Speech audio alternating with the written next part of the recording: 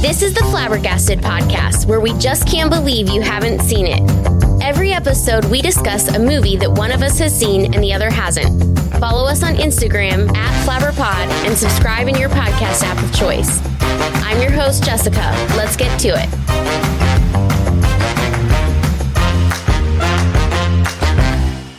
Today, we're talking about Super 8, which is from 2011. It's an hour and 52 minutes long, written and directed by J.J. Abrams. It's an action, mystery, sci-fi thriller.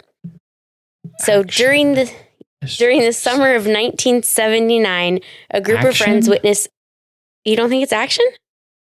It's not that action-y. It's more thrillery than action-y. Go on. I agree. During the summer of 1979, a group of friends witness a train crash and investigate subsequent unexplained events in their small town. Now, notable things, really the only thing I have to say is this is J.J. Abrams, and I'm a fan. Okay. That's going to be an interesting talking point because I don't have a lot of context for J.J. Abrams fandom. He did the 7th Star Wars movie. I believe. The one before The Last Jedi, The Force Awakens. Yes. Did he also do the 9th one? If he did that one, then I don't like him because that was a terrible movie. The 7th one was pretty good. The Force Awakens and The Rise of Skywalker. Oh, Rise of Skywalker was so bad. Let's see. What else we got from J.J. Abrams? Lost. The Star Trek. I associate him with Lost. Star Trek, I've never seen any of that. Never seen Lost. He did a Mission Impossible. I don't know if I said that already. Fringe. That's a TV show. Oh, he's an executive producer on that, so I don't know if he directed it, but... So why are you a fan of him? What of his work makes you a fan? I'm going to go out on a limb here because I thought there was one, but I've yet to see something from him that I haven't enjoyed. Okay. You just like it all. Generally speaking, yes. There are people out there where their name is associated with it, and I'm like, no, don't like it. I'm holding that name until we come up with one of their movies. Oh, so we haven't watched one of the movies. So it's not Wes Anderson. Got it. It's not Wes Anderson, but he's climbing on my list. No. Okay. Notable things. Jeremy and I saw this in an IMAX theater in Orlando, Florida in 2011. Wow. We were late and missed the first couple of minutes, which is a big deal for Jeremy and I. As we discussed previously, We like to get there early enough to see all the previews, get a good seat. Eat some popcorn. So, yeah. All right. What did you know about this movie going in? Anything? I can't stress how little I knew about it. For some reason, I thought I remembered you saying it was a Spielberg movie, or it could have been just that someone was comparing it to The Fabelmans, in that there are kids filming a movie of some kind. And so I was excited for that. And then it turned out that was not what the movie was about. I knew nothing about it. I'd barely even heard of it. Actually, like 15 minutes in, I go out loud, wait, this is an alien movie? Rachel had to pause it because she was busting out laughing. She couldn't believe I didn't know it was an alien movie. So Rachel knew a little bit about it. Wrong. Rachel had read the blurb before you clicked on it on Apple TV, like where it gives the 2-sentence description of what it's about and it mentions an alien or something. Okay. So let's get into the movie. We start out in February 1979, right? So that kind of sets your scene. And interesting fact, Lillian, Ohio, where this takes place, is 35 miles west of Dayton, Ohio, which we both know people in Dayton. Lillian, the town of Lillian, is named for J.J. Abrams' grandma. So fun fact there as well. Oh, it's a fictional town that's located. Okay. Yeah.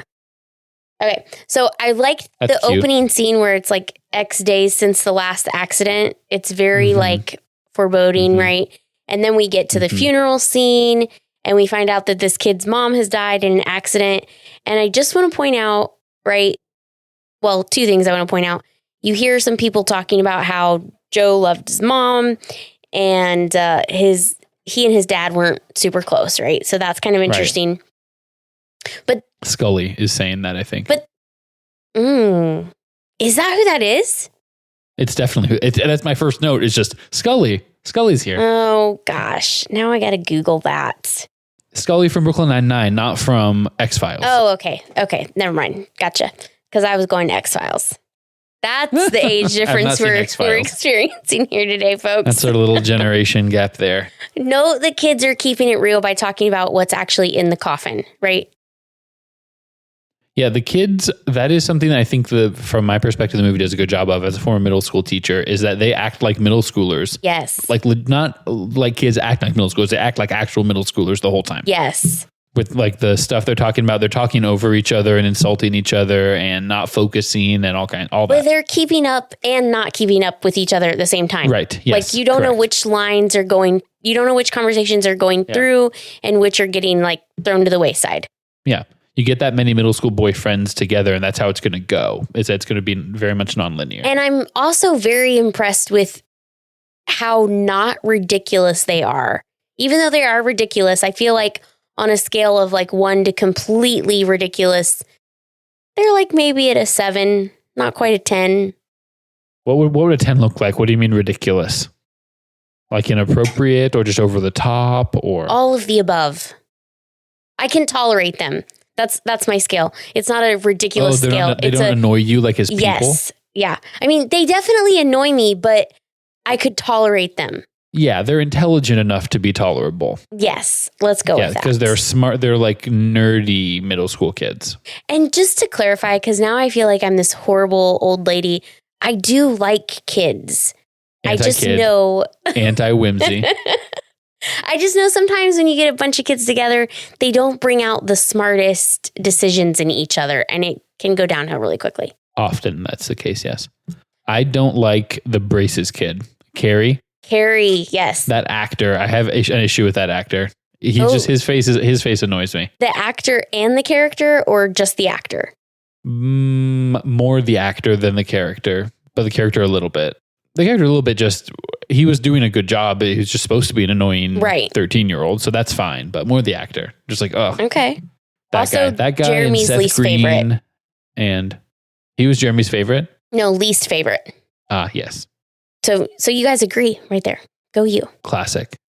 We get this guy that shows up, and there's this little scuffle, and he's escorted out of the house and into the cop car, and the deputy takes him away. Did you understand what was happening here? No. Okay, I didn't either the first time I saw him. I'm like, what is going on? And then that's it. I thought maybe long lost brother. Oh, really? I assumed family member, right? You can't be showing your face around here. Yeah, that was my guess. I did not have like any gauge at all. I was just like, interesting. What's next? And then we cut to 4 months later. 4 months later, last day of school, Joe and his friends are talking about filming this film for a film festival. Yep.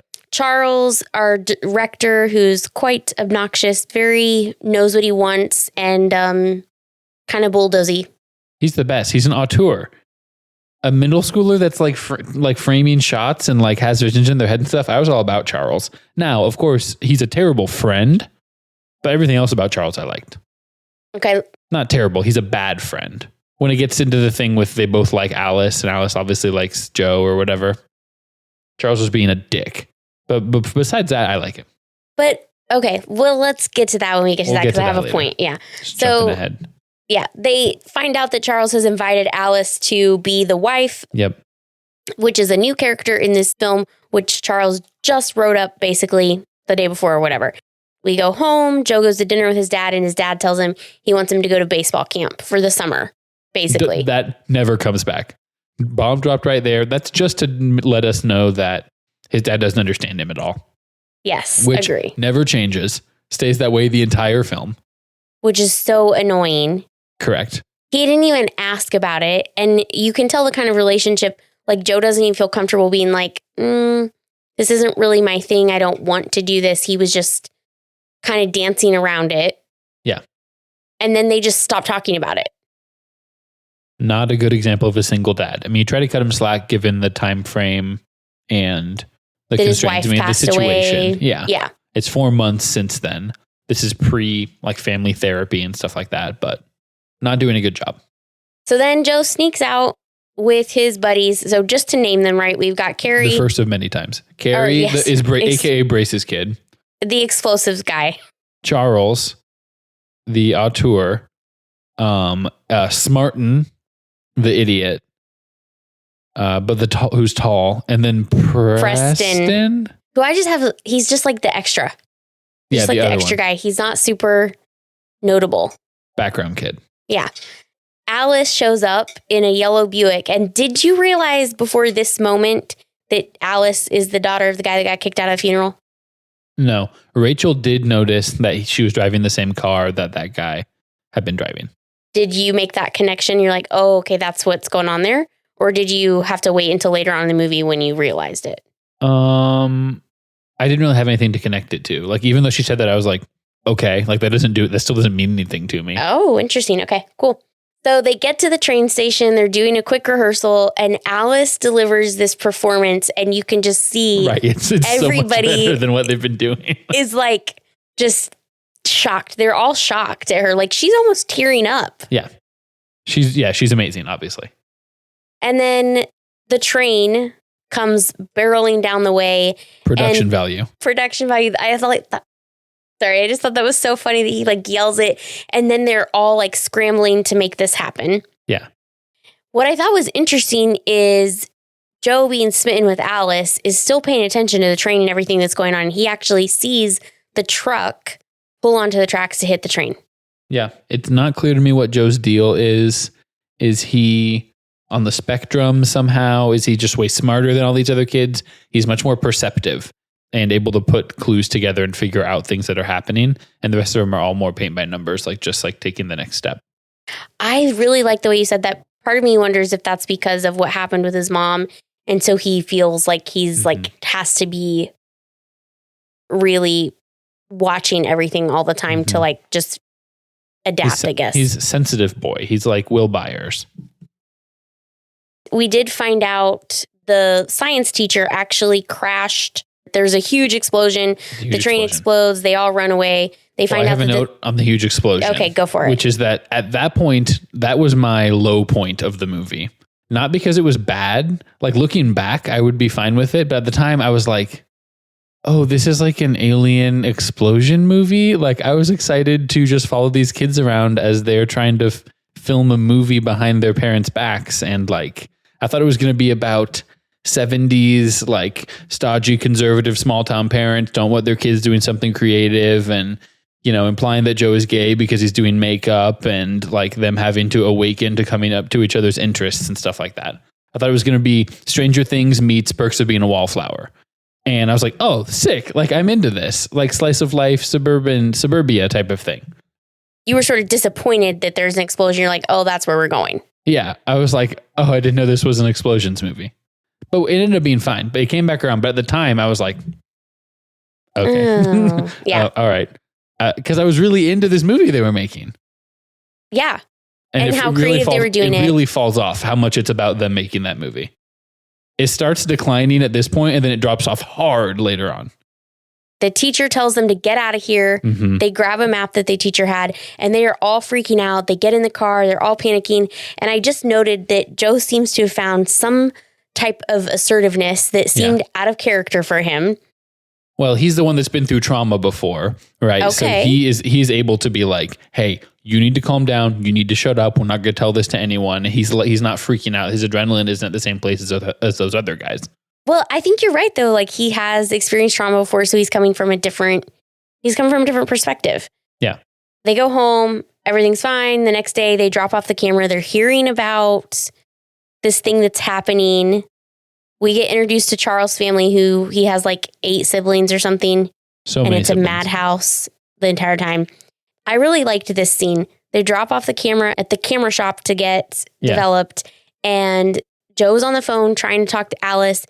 And while he's trying to talk to Alice, he's also talking to Charles. And he's like, we can use my dad's camera. This is going to be fine. Like, there's a lot happening, which I liked. And this guy, the camera guy, is actually one of the kids from Seventh Heaven. If you ever saw that show. Okay, sure. Is he Simon? Yes. Nice. I've seen like 4 episodes of Seventh Heaven. Very different look going on there. Yeah, I mean, he's grown up stoner, DC Pearson Simon. Yeah, for sure. And anyway, they go over to Alice's, try to talk Alice into finishing the film. She's a little shook and she's not interested. Her dad gets home, kind of stares Joe down, like, get out of here. You're not allowed to be here, that kind of thing. A little drunkenly. Yes, drunkenly. And then I think whatever interaction that kind of had convinced Alice, like, she's going to help out. So do you think that's because her dad was being mean to Joe and she's like, I have to make up for this? No, I think it was a rebellion thing. It was like, oh, you really don't want me to do this for no good reason. These are just really straight-laced kids who want me to film a zombie movie. Like, okay, screw you. Like, because you don't want me to do it, I'm going to go do it. I'm going to do it. Yeah. So she does, which is fun. So this is a classic cute poor girl with a jerk dad combo. Like, I feel like this is a classic trope of any movie set in a small town like this. It's like it gets towards the Manic Pixie Dream Girl kind of thing, where she is this like little damsel in distress that they have to like raise out of her like poverty situation. I mean, it's tropey. Like, it's not an amazing thing that trope exists, but I was like, okay, this is familiar to me, seeing her with the dad, and then of course the mom left and he probably drinks. Oh, he does drink and all that. Yeah. So I was picking up on that pretty quickly. It fell right in line. They go to the crash scene and they're going to film some more movie clips, and they notice that there's an Air Force insignia on the train. Yeah. And then they go out to eat. Thus ensues with all the conspiracy theories about why the teacher did what he did. Was he trying to commit suicide? What's the Air Force doing there? What is going on? They just start listing out better ways to commit suicide. Yeah. And also a little insensitive because Joe's mom died like 4 months, but whatever. They're kids. They're not thinking about that stuff. It was the 70s. It was a different time. So we get Jackson, which in my notes, by the way, I just refer to him as the deputy like 90% of the time. The dad. What's his name? I just called him the coach from Friday Night Lights. Yes, same guy. Yeah. Coach Taylor. Yeah, that's right. Thank you, producer Jeremy. He's investigating the crash site and nobody wants to give him any answers, which, right, that seems, we've seen that in every movie ever. This is when I'm like, oh, this is Stranger Things.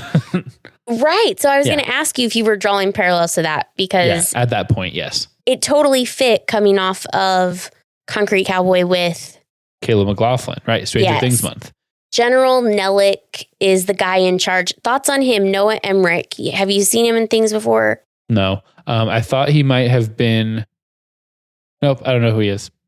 He's been around a long time and I don't know. He's really good, I think, with different things that he does.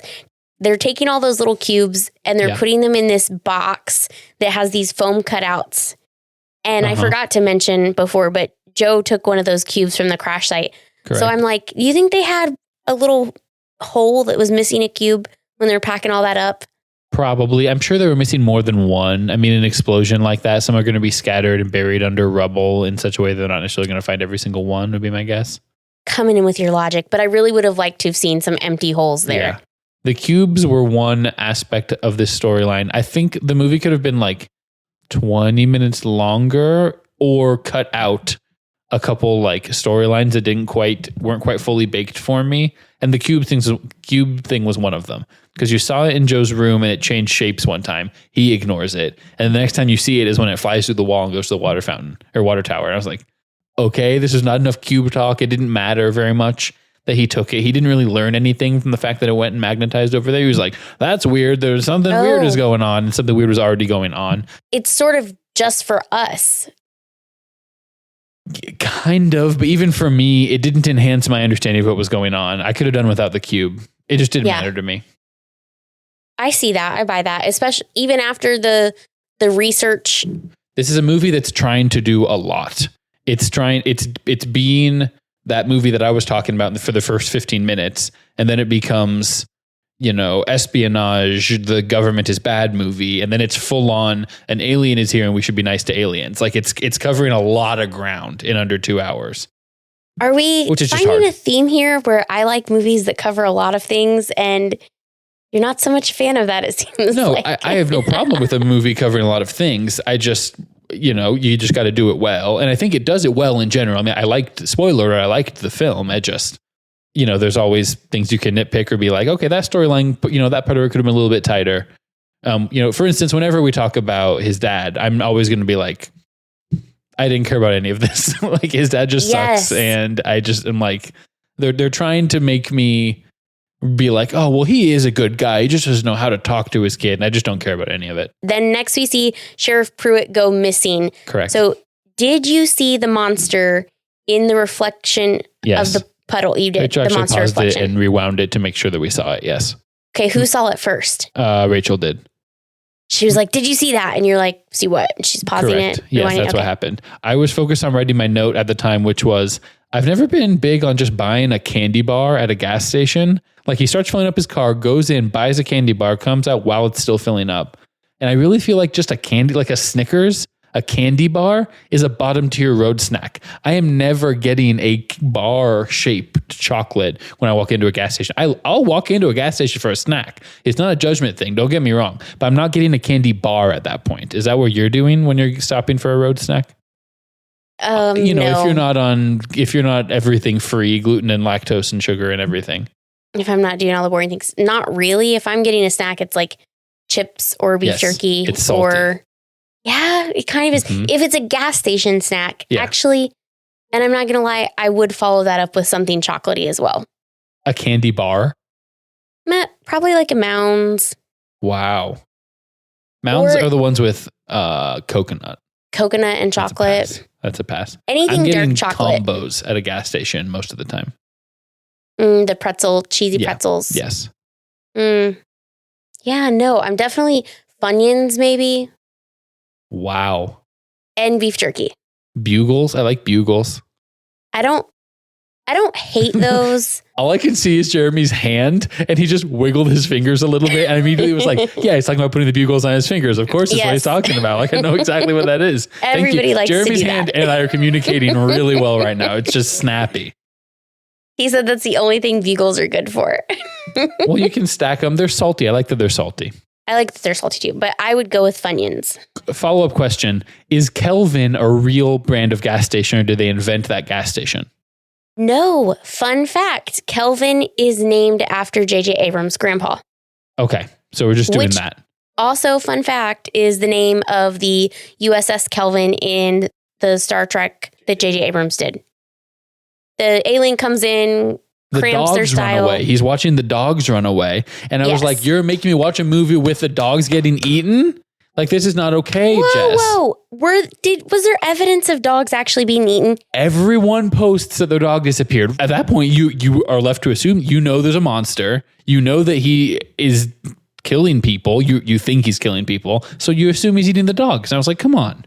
We just had the horse movie, and now we're doing the dogs getting eaten. I'm not okay with that. Oh, I kind of am a little offended that you think I thrive on this animal cruelty level. Yeah. You hate... You were on Beavis, Bunce, and Boggs' team in Fantastic Mr. Fox. You wanted them to kill all the animals. You liked the rat who was trying to kill the fox. I didn't actually want them to kill the animals. Yeah, that's all you kept saying. Here. You were like, ugh, these horses, they should just get rid of all these horses. Oh. Or the movie and things that we watched. You hated the druid in Dungeons and Dragons. No, I liked her. Okay, I'm like, you're really going to get people mad at me. They're going to call in and be like, get in the Jessica comments, hates Travis. animals. Okay, hold on. Next we see they're getting ready to film another scene. Uh-huh. Charles wants to blow up the model train, and Joe's doing makeup. He's really good at it. How do you figure out that you're good at this? If you don't have a friend that's a director, and also where do you come up with the idea to blow up model trains? Like, I know that's a thing. Like creating miniatures for films and stuff like that. Lord of the Rings. In 79, was that common knowledge? I don't know, probably. I mean, he learned about the makeup from reading in a book about costume and stage makeup and stuff. And so I think if you're into that, you're going to the library and just checking all the books about movies and stuff. This is post Kubrick and Spielberg and some of those big directors like Ron Howard. When's American Graffiti, right? In mid 70s, or that's George Lucas. So I imagine people are writing books about directing and stuff right around then. So they're just really into it and they're going for it. Yeah. It's like Dustin Henderson and Stranger Things going to the library to get all the books about amphibians and stuff like that. Okay. I love it. I think it's great. Yeah. He's so good at the makeup. It's crazy. Yeah. I enjoyed this interaction between him and Alice. And Alice is like, well, how do I act like a zombie?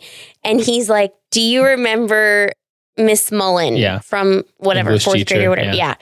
And she's like, oh, yeah. And then she does it. Yeah. And this is like such a great scene because he's so captivated watching her. Captivated is like a very polite way of putting it. Well, what do you want to say? Like, he's just like... I think horny would be a fair word to throw in there. Captivated as well. He's all the above. I just think like he's like completely like he's not looking away from her, right. And for Rachel a kid to be smitten. Able to to do enthralled, that's a good word. Oh yeah, he is that. To do this, like my point is the actor is conveying this really well for however old he's supposed to be, because I don't think this is a case of like a 25-year-old acting like a 14-year-old. Right. Yeah, correct. So he's just conveying that so great on his face. And once again, Elle Fanning is going from acting like a zombie to laughing in like a half a second. And she's so good. And she gets a little bit of makeup on his neck. Did you see that? Yes. She just kind of clipped his neck. And he's like, And that's where we get Charles starts like getting a little annoyed there. Yeah. I mean, Charles, read the room. You're lost on this one, Charles. You had an opportunity. You didn't take it. Things are not coming up, Charles. Don't know what you want, dude. The next clip of filming the scene, which again, I really liked this one. Oh, important point. Somebody goes and picks up Lewis, Alice's dad, for suspected criminal behavior. He blows past Jackson in the police station and proceeds to tell Jackson that Joe was chatting up Alice and he needs to keep him away from his daughter. Rah, rah, rah, blah, blah, blah. And then you're like, okay. At that point, Rachel said, oh, I bet he has something to do with Joe's mom dying. And she was immediately right. It paid off immediately. Oh, man, she's on it. Okay. Yeah, she was on it.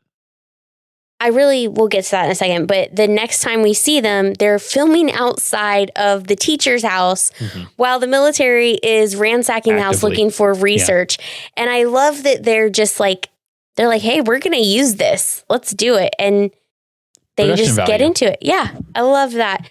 We don't really know why they're ransacking the teacher's place yet. Like, we've seen enough clips from the Air Force that they're looking for his notes.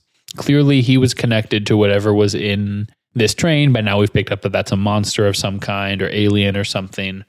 He's got notes that he's been working on. He's got data, and they're trying to find that to know how much he knew, if he told other people, that kind of thing, I think.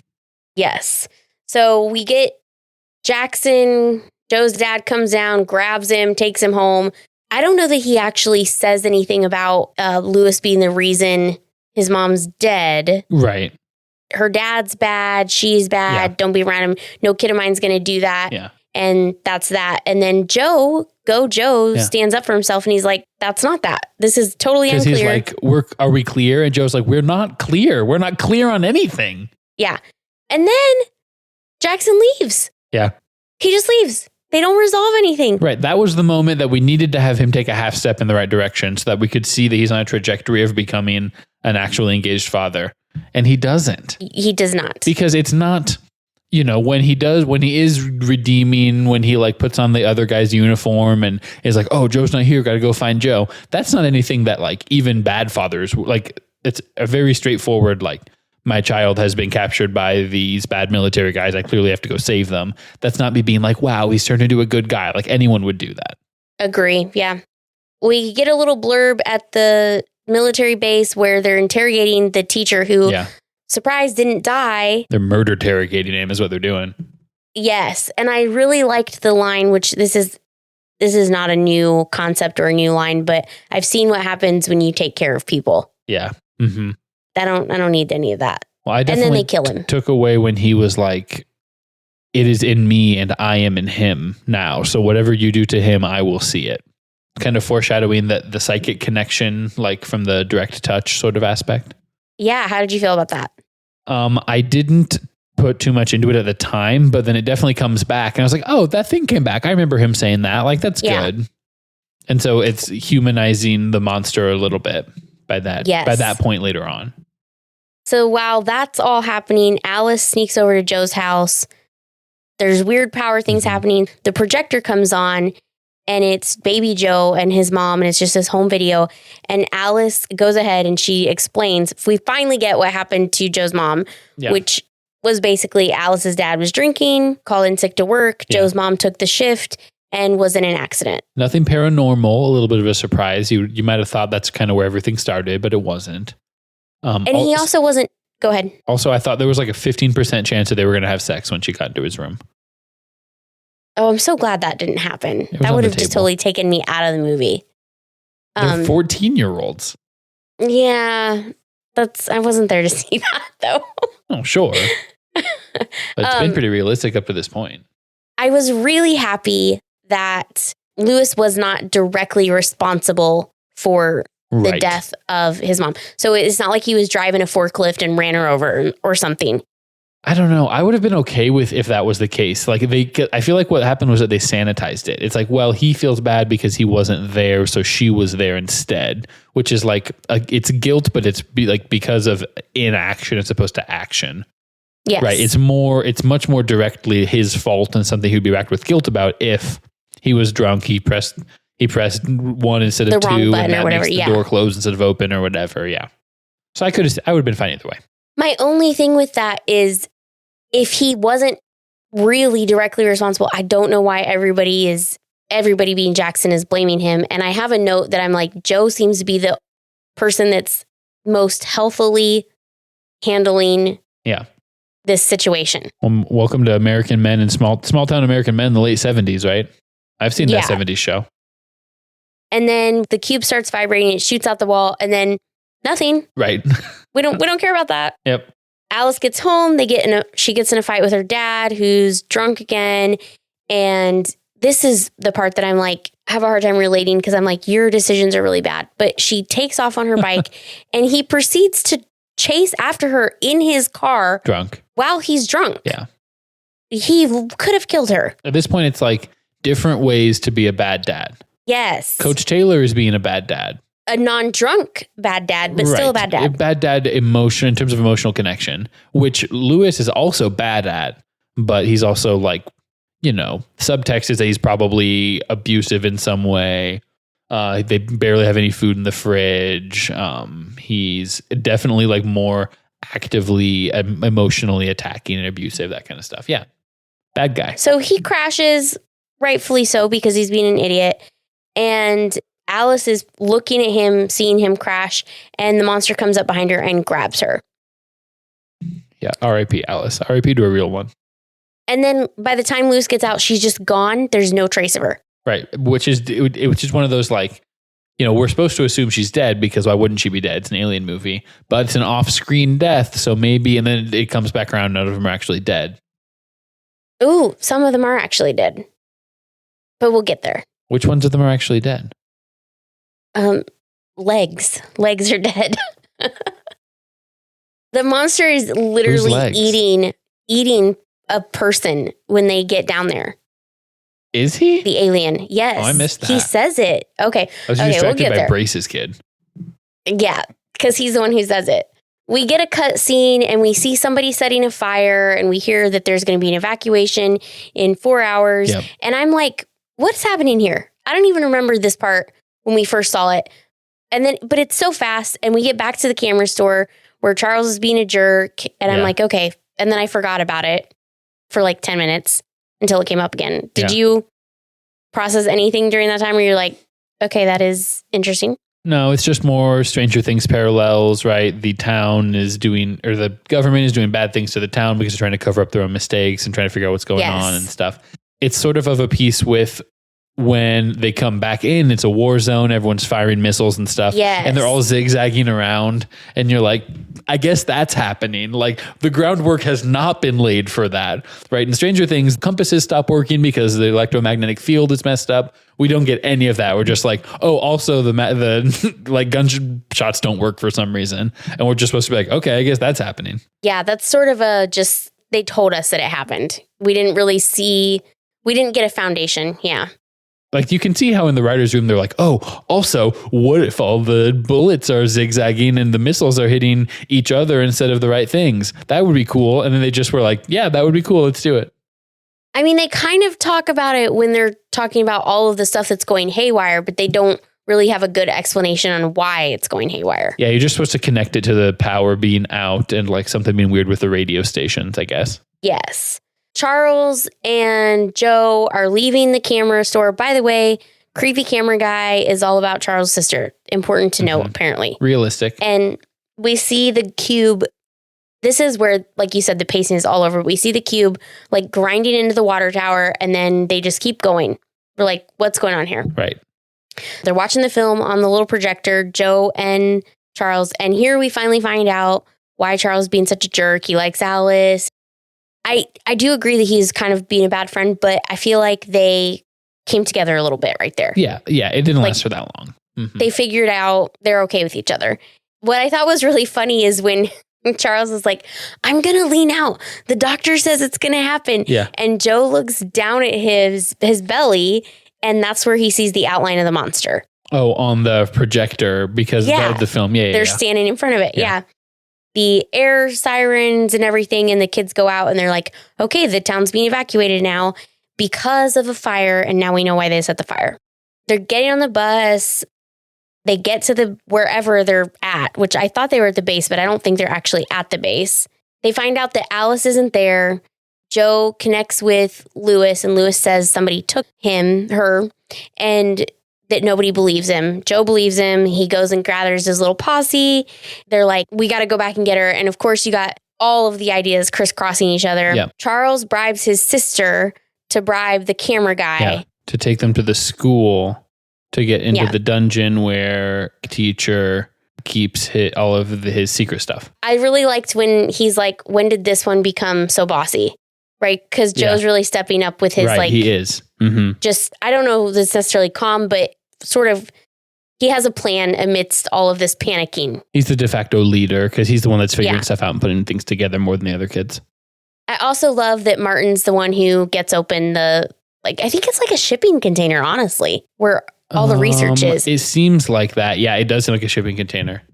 And he's like, oh yeah, I got this. And he opens it. And then Charles immediately, he's like, you're not going to be able to do that. And he's like freaking out. And then immediately he's like, I loosened it for you.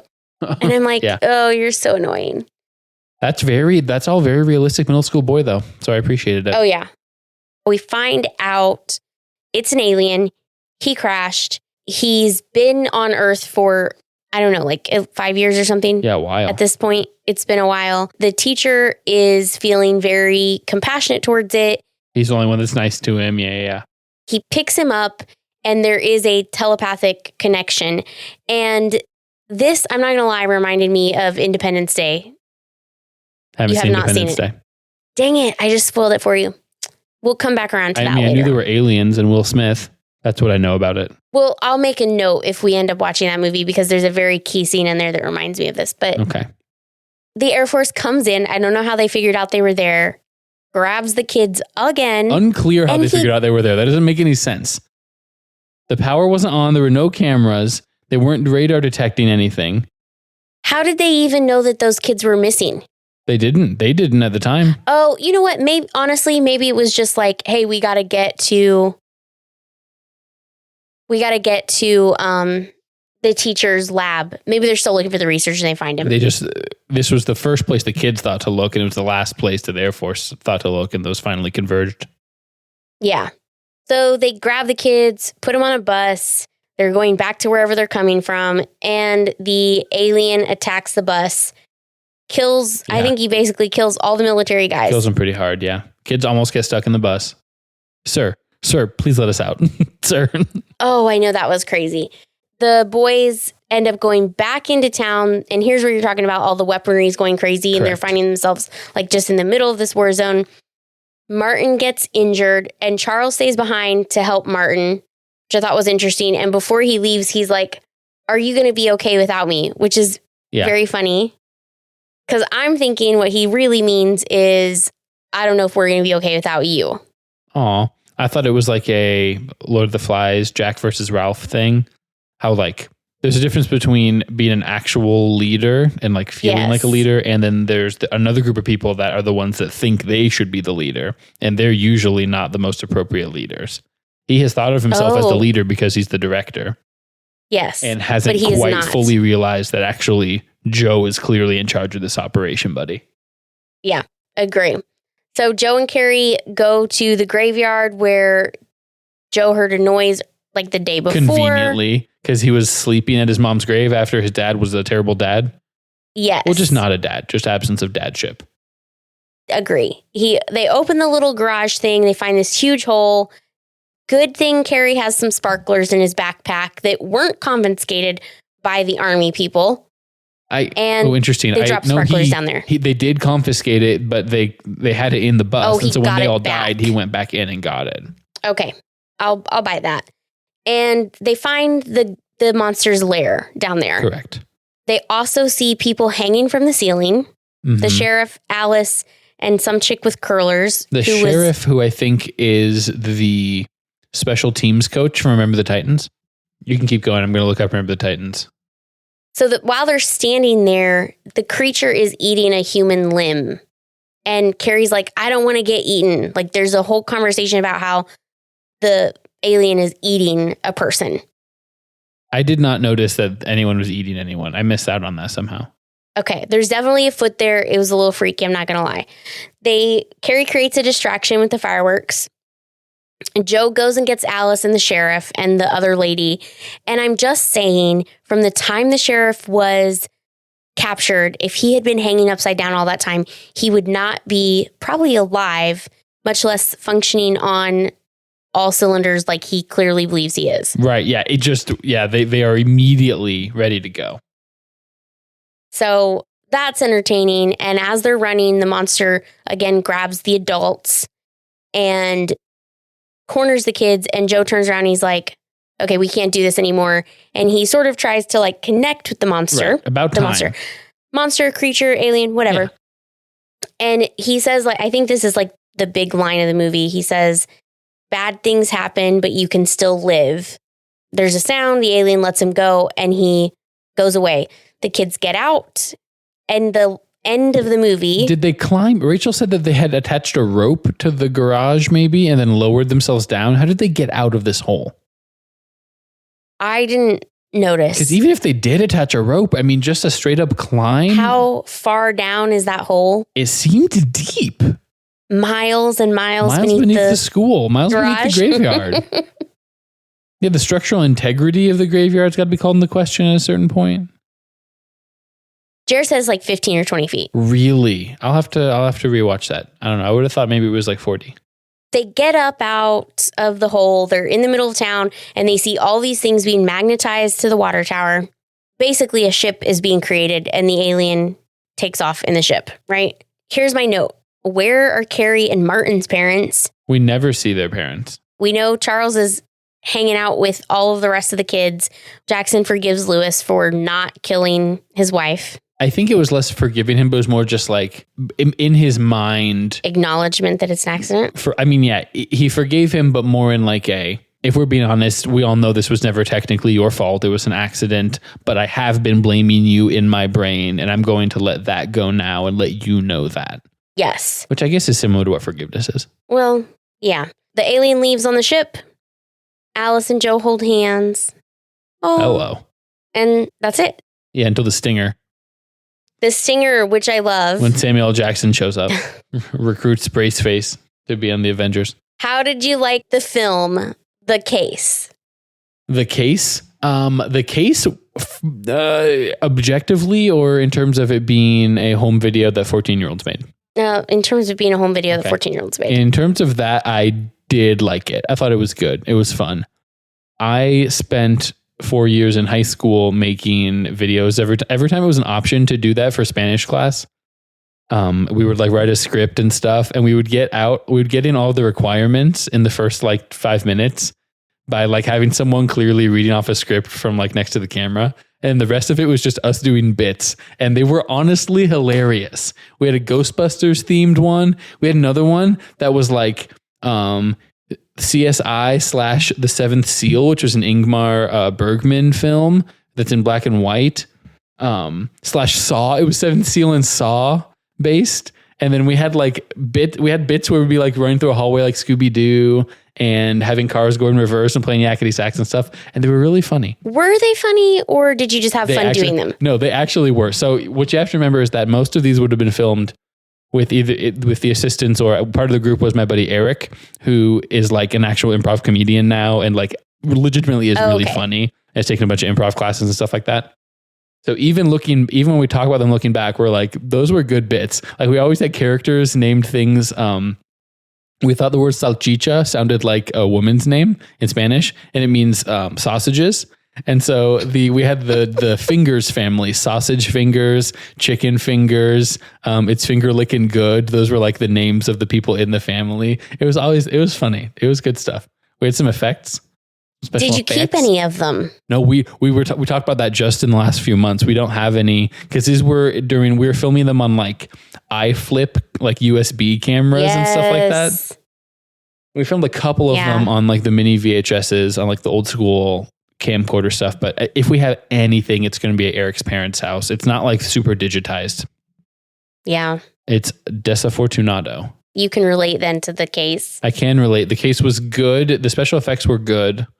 The writing was okay. The acting was really good because Elle Fanning was in it. Carrie got to die like 8 times, which I thought was funny. Yes. Yeah. Carrie kept dying over and over again. They didn't have different people playing zombies. There's always him playing the zombie. Yeah. Yes. So for me, this movie held up. The graphics were really good for it being 12 years old, right? Like the actual movie, not the case. Yeah. The effects. Mm-hmm. So would you watch it again? I would watch it again. I enjoyed it. I think I would enjoy it more a second time when in that I'm realizing. So this could have gone either way for me because I could have walked away saying, I just wish I was watching Stranger Things instead. Because that was my favorite part of this movie was in the ways in which it was like Stranger Things. Mm-hmm. But what it really did was just made me think about Stranger Things. And I was like, oh, this is kind of like more Stranger Things. And I like that about it. Which is gearing you up for, when does it come out? In Season July? 5? No way. It's not till like next year. It takes them so long. There's going to be a Stranger Things musical on stage at some point between now and then. Well, okay. So if you need a little Stranger Things fix and you don't want to rewatch Stranger Things. Right. Super exactly. 8 your deal.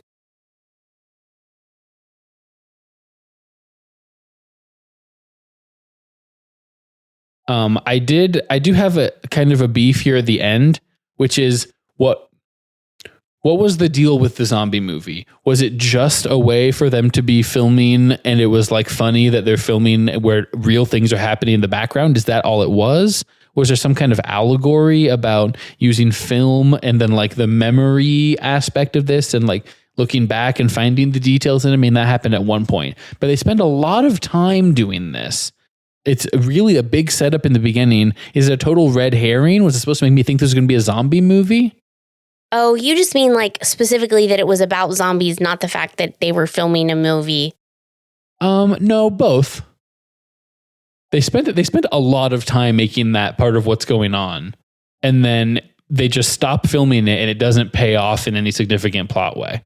I thought at least the Air Force was going to confiscate their film and use that to find some kind of clue about what's going on. They never really got in trouble. They were filming and the Air Force was right there and no one said anything to them about it. Jared just said J.J. Abrams did home video type filming a lot as a kid, and Spielberg. Okay, but you can tie it into the plot of the film. I really just thought it was a way to give the kids something to do that's central to them. They don't actually care necessarily about the Air Force being in their town. Do you know what I mean? Kind of. They cared about the teacher. They were like trying to research it and stuff. They were interested in it. Charles was mostly interested in it from a production value standpoint. But if they weren't filming, they would have never seen the crash. They would have never connected with the teacher. But they could have been out though. They're doing those things for other reasons. And we could have spent less screen time showing those other reasons. I guess what I'm saying is that what I really wanted, if I'm being honest, is for Joe to defeat the alien or to save himself from the alien using sick makeup skills somehow. They gave him sick makeup and model train painting skills. He talked about dry brushing, a technique I'm slightly familiar with from D&D. And so I was like, oh, and it's this specific set of skills, you know, that it worked. Carrie does it, right? That's effective, right? That he's the explosions demo guy and those actually end up being useful, right? I wanted Charles to be like, oh, from a plot perspective, these things all fit together because you need conflict to make a story, right? Or framing, like the skills that they're building while making it, we're going to connect to the broader plot of how they're going to solve the mystery of what's going on in this town. And it doesn't at all. Not specifically to Joe. To any of them, except Carrie, kind of. which is just his skill is that he's obsessed with fireworks. I didn't need that for me. Like, the film endeared me to them. I thought it was fun. I thought it was cool that they had this project they were working on. It is fun and it is endearing. I either wanted more of it or I wanted it to pay off in some way. Be a bigger deal, yeah. Yeah, like I said earlier, I would have been fine if the whole movie was about that. Clearly, I liked that part of it. Yeah. Okay. I walked away and I was like, wait, what was the deal with the zombie movie then? Like, this didn't come back around. I guess I'm used to like B plots coming back around and connecting up with the A plot at the end of the movie for some reason. My favorite line that Coach Taylor said was when he was like, look, this isn't about your friends. I like your friends. Except the one who keeps setting stuff on fire. I wish he would stop doing that. Yes, I do love that. It's funny. So I enjoyed it and I would watch it again, but I also was confused about large swaths of it the entire time that I was watching it, which is fine. But on a second viewing, you think you might catch some of the things. I don't, and it could be that I'm not explaining myself clearly. I don't think that my confusion is not for lack of understanding what happened in the film. Like, I watch things pretty closely. I catch the details. I understand how they went from point A to point B. My confusion is from a narrative screenwriting standpoint, which is why they made the choices that they made sometimes.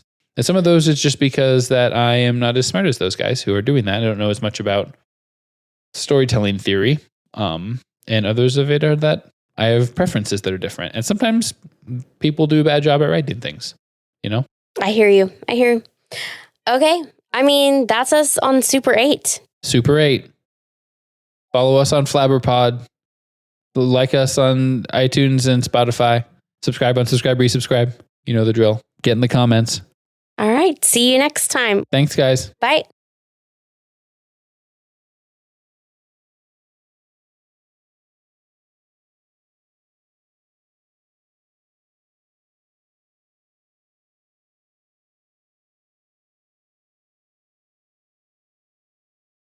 Three, two, one. 3, 2, 1. Ouch. 3, 2, 1. I don't know if that's helpful or not, but whatever.